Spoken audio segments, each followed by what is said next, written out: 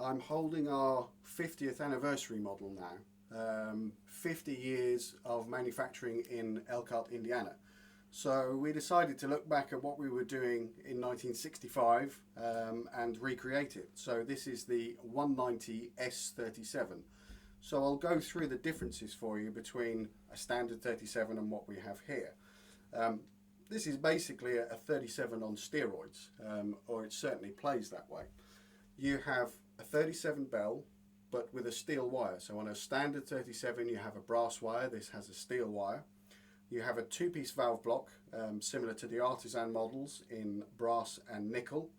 But the biggest change on this instrument is something that you can't see, and that's where the seam of the bell is. So on a standard 180 S37 Bach you would buy today, the seam actually runs underneath, but in 1965 the seam ran on the side. Now the reason for changing this was purely for aesthetics, where other manufacturers had moved their seams to underneath, and at that time, and I'm guessing now probably 70s, 80s, Bach did a similar thing in order to fit within the market. But for this model we've moved that seam back to the side, and you'll also notice this now has wider foot bracing, which is the vintage bracing, and a vintage finger hook. Now I should explain to you why we call this the 37 on steroids. A two-piece valve block will add core to the sound. You have nickel in the uppers, so you're adding a heavier metal which is going to give a bigger core to the sound.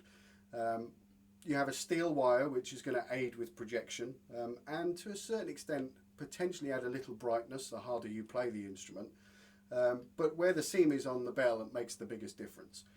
The way Bach bells are designed, they are designed of an uneven thickness, and on a standard bell with the seam underneath, the thicker parts of the bell are at the top and the bottom, and what that does with projection is essentially projects upwards and downwards.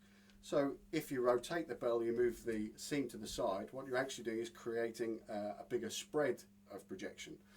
And I tested this at the factory with some of the other players within the company, and we did a clock walk away from the front of the instrument, and hands down this instrument had absolutely fantastic projection, and we're very pleased with it. This is our 50th anniversary model to celebrate 50 years in Elkhart, Indiana.